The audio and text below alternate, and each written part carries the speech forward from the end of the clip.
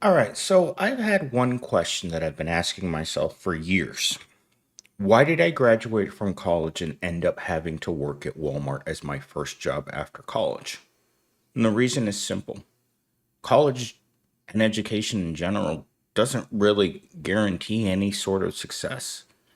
Yesterday, I was talking to a person that literally destroyed my vision of education. And you guys know that if I could, I would go right back to my university and ask for a refund. If there was a customer service department where I could go and say, here, this education didn't work for me, give me my money back, or give the money all back to the Department of Education, whose predatory lending practices causes a lot of grief for millions of people because they sell you that dream like it's just a matter of you putting in the hard work and you're going to come out.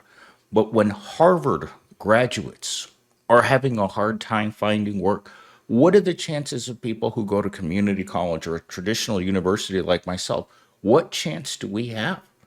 And the reality is, they knew because in our current society, places like that are starting to realize that they're directly competing with fast food for people to go to school. And what I mean by that is In N Out Burger, Chick fil A, you're talking about places that are offering nearly $20 an hour to start working. And that's the same amount of money that you're going to make with a college degree or a certification of some sort from a community college. That's that. Just saying that out loud bothers me.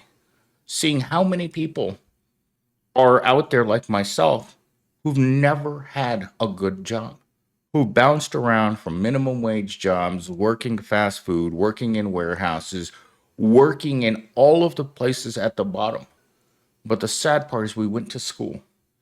We thought we were making the right decision by spending half my life at the university. Half only to get out to realize that I wasted half my life chasing a dream that was never going to become a reality.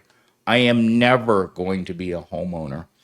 I am never going to be able to get out of apartment living, and I'm never going to drive a new car. All I'm going to do is suffer in place for the rest of my life, along with tens of millions of other people that don't know what to do. Not only is hope dead in America, it's buried. All right, so let's get into our opening monologue. You ever notice how every smart decision ends up costing you the most money? Go to school, they said. It's the way out. But now the only thing most of us graduating into is a lifetime of payments and panic attacks. The American dream isn't murked, it's just started charging tuition. All night long, all I did was have nightmares because of financial instability, because of a lack of job security, because of just not knowing how many hundreds of thousands more people are going to end up unemployed. And the worst part, just like with Amazon, it's not because they don't have money. Amazon just, I think they're laying them off tomorrow. 30,000 people are being let go from Amazon while they make record profits. It's not about people, it's about cruelty in a world in which, I mean, I saw so many articles yesterday putting down people who need food stamps and telling them to get a job. Well, they are getting jobs, they have jobs. You're working, but still qualifying for food stamps.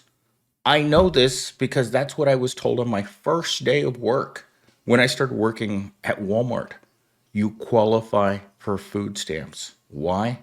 Because you never knew how many hours you were going to get. There was no guarantee. They wanted to make certain that you stayed below a certain amount of hours because that way you wouldn't qualify for medical benefits. And the worst part is many people make too much money to qualify for benefits through the state, but your job won't give you benefits either, so you're stuck in between. So get sick in that situation and you're going to be in a world of hurt. Talking point number one. We were told school would get us out, but all it did was train us to keep running in place while the bills chase faster. You don't graduate from poverty anymore. You just learn how to survive in it in fancier words. Isn't that the truth? That as a person who doesn't go to school, you are going to sound uneducated. And again, if there's one way that we treat each other poorly is by listening to someone's accent or listening to someone that can't articulate a simple thought. And this isn't limited just to people who don't go to college. I met a lot of people in college who shouldn't have been there. And this is the another side of this is that sometimes your career counselor will tell you to go to school, get a degree, and you go and you show up, but you don't know what you're doing. I met so many people who couldn't write, couldn't think. They didn't belong in college. But guess what? It's a business. You're not a student, you're a customer at the university. And that's the tough part for a lot of people to accept is everything in this world is designed to extract resources from you and enrich someone else as if it were the natural progression of things.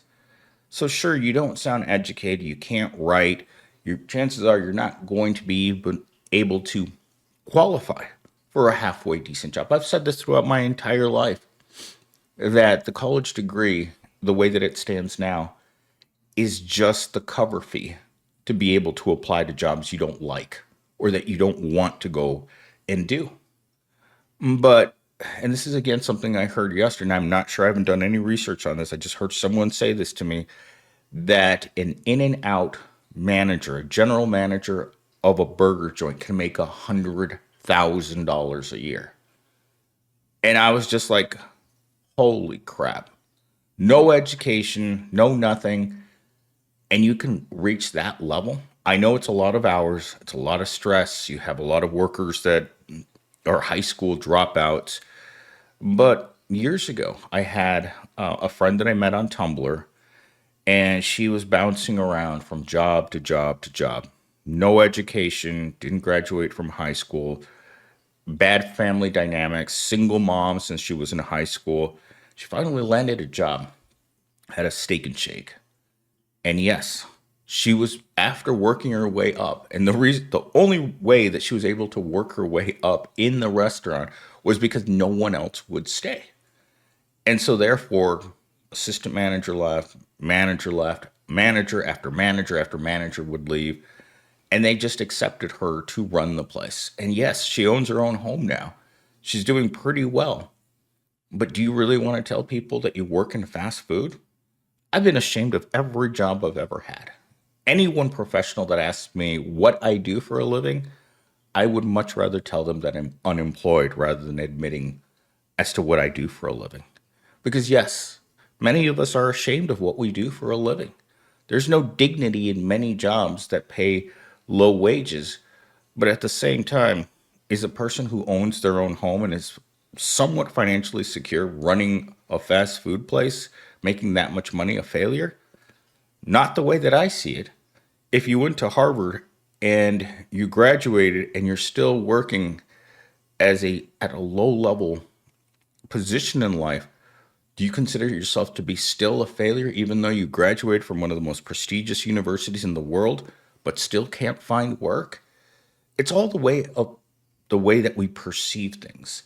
And I think it's very black and white. Either you have success through your family and through connections and through people that are going to elevate you, or you end up like me, a total failure at life with 4 college degrees and wondering, what am I going to do? My current lifestyle is not sustainable at what I make. It's just not. There's no way that you can build a life at this much money. And again, I'm not alone. The 99% are right there with you.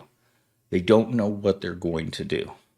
And the reason why this is relevant is because tomorrow is a deadline for a lot of people. And I say that And I had these thoughts in my head last night as I was going to sleep, and that's probably what fueled most of my nightmares, is that we're going to see hunger on a scale in which we've never seen it before. Miles and miles of people standing around or sitting in their cars waiting for a box of expired food. That image, could you imagine another country like Canada or even Mexico or a European country having to come to America as a world feeding program, like having the Red Cross come into major US cities that have gigantic poverty problems already and having to distribute food like it was a natural disaster? That's what I was envisioning last night when I was falling asleep. A natural disaster caused by people who are callous. The same people that own everything are the same people that make the decisions against poor people.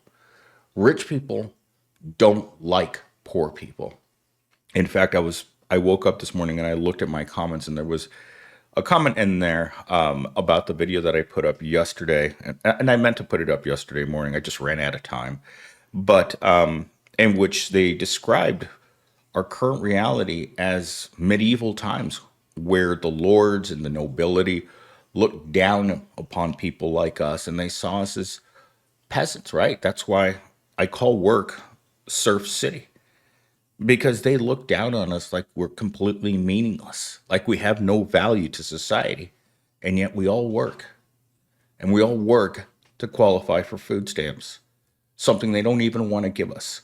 So they want to offer us jobs within their corporations, within their factories, but they don't want to pay us enough so that we can afford life. They want us hanging on by a thread, scared, depressed, not certain what to do, not capable of any upward mobility. No job paying under $150,000 a year right now is going to offer stability of any kind, because the money's not worth anything anymore. If the value of your dollar has gone down significantly over the past 5 years, and let's say you stayed in the same job for a few years and you haven't gotten a pay raise, and asking for a pay raise is you being ungrateful in the eyes of the system. Remember, you're being paid exactly what they think you're worth, and what you're worth is nothing to them.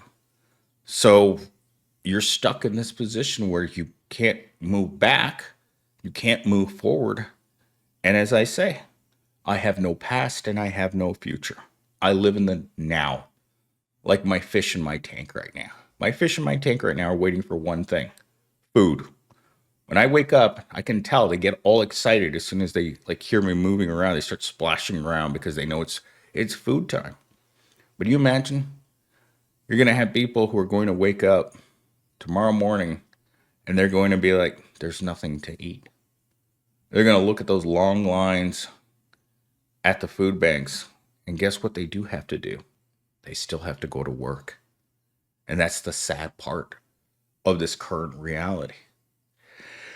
All right, let's get into talking point number 2. We memorized the answers, aced the test, and followed every rule, only to end up in the same checkout lines as people who never bought into the lie. The cruel joke of modern America is that everyone's working hard, but no one's getting out. I had no idea that was my second talking point. Remember, I create these talking points with ChatGPT. I don't read them ahead of time because I want to be surprised. Because this channel is about reacting to current circumstances. And yesterday, I had a comment that said that, "Oh, is this just an AI, crap channel?" Well, I have to put stuff in the background, like I've told you guys before, because my last channel got demonetized for that reason alone. So I wasn't putting anything in the background. It was just a podcast. I maybe put a static image in the background, but that was it. I had to put these images in the background so that it will look like there's a video playing. In fact, I'm probably going to start using a video of my fish tanks in the background. So I'm just going to put my GoPro in my 20-gallon tank, and I'm just going to film the inside of my fish tank so that you guys don't have to look at these AI generated images. And the way that I generate these images, and I know I'm going off on a small tangent, is I take my script and I tell Chat GPT, generate an image for the script. I don't choose it. It decides on what's going to be back there. I try to randomize as much of the characteristics of that image, but this is what it produces. AI has become different, as you all know. If you go back and look at my original artwork, that's what Chat GPT used to be able to create. Very, I thought was really cool graphics. And then it went to community guidelines, won't let me talk about that. And then it's just started creating absolute junk. Go look at my video starting May 1st. And that's when ChatGPT stopped being able to be creative. Just couldn't do it anymore. It just like a a Promobile that is on four donuts and has the check engine light on it. It only takes you so far before it just stops, and that's what happened. Anyhow, yeah, let's go on to talking point number 3 because I don't want this video to go to 20 minutes. All right. When a degree and a burger job pay the same, it's not a sign of equality. It's a confession that the system's only success story is keeping you exhausted, indebted, and too tired to fight back. The smartest people aren't climbing anymore. They're unplugging from the game entirely. That is the sad truth is that we're having to find a different pathway. Since I was in kindergarten, I was always told that you had to go to college. And I struggled to get through college because I've been an orphan since I was 16. There was no financial help coming from my parents. There was nothing. There was no friends, there was no family, there was just nothing. It was just been me my entire life, struggling to get through school. Why do you think I spent so many years at school? There, in the beginning years, I could only take one or two classes at a time and work full time. At the end of my college career, I was working still full time, but I think I was taking 6 classes my last semester because I needed to finish up my English Lit degree in a semester and a half. And so I was pushing myself really hard, and I still remember. I will never forget riding my bike back home after I finished my last class, thinking to myself, I pushed myself over the line. Hardest I've ever had to work in my life. Nearly 10 years of going to school full time and working full time. Every night was homework. Every weekend was homework. There was never a time that you weren't busy with some sort of work. It was exhausting. And then to come, it was, I graduated in 2017. I spent like a month and a half looking for a job, couldn't find anything. At that point, I was about to become homeless, and I had to take my first after college retail job.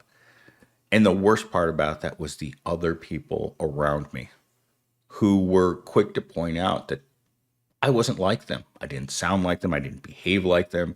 I wasn't like them. I was a college educated academic person. I didn't belong there.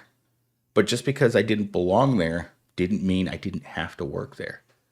And that was probably the hardest part, was to get used to going from an academic life to life stocking shelves. It was, in the early days, it was almost unreal. I kept asking myself every day when I went to my minimum wage job, why is this happening to me? What did I do wrong? And I didn't do anything wrong. It's the system itself was designed so that so many of us can't do anything to escape. We're just there. We just exist. We're just sitting around wondering what bad thing is going to happen to us next. Because none of us want to go to these jobs we have to. I mean, Pound Town is opening up shortly. Do you have a choice? No. And people, especially career oriented people who've never had to make decisions like having to work in those places, they'll tell you there's always something better. But that's all they say. When customers would come up to me when I worked in retail and they'd ask me, why are you working here? And they're like, why don't you get a better job? It's like, do you think I would be here if I could get a better job? Do you think I would be working these hours till 2 o'clock in the morning every day, getting up in the middle of the day and going back and working until the wee hours? It was one of the most difficult things I had to do is to learn to stay up past a certain time because I spent my whole life, going to bed at 9. And then suddenly I had to stay awake until 2 a.m. working. And it just, your body, your mind, I remember hallucinating at work after just a week of having to stay awake because it changes your entire mindset. Your whole life changes when you're riding your bike home from a retail store at the wee hours of the morning. It was awful, especially during the rain. All right, let's get into our closing monologue because I went over 20 minutes again. They told us education would set us free, but somehow we're all still clocking in just with fancier name tags and worse dead.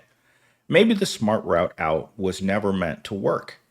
It just kept us believing there was one.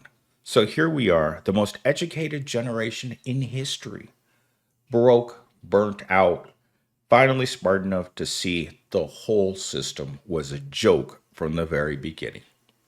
And that's where we're at, people. That's where we're sitting at right now. And because of the love of the uneducated right now, we're going through it. Stuff's going to hit the fan. There's no way out. There's no way of getting out of the way. There's just people out there who are walking through life like zombies. I have no idea what to do next. I feel trapped. I feel betrayed by a system. People always say it's like all the answers are within you. No, they aren't. Unless you have someone who's going to bail you out of the system to a good, real job, you can't get it out of the way by any means that I know of.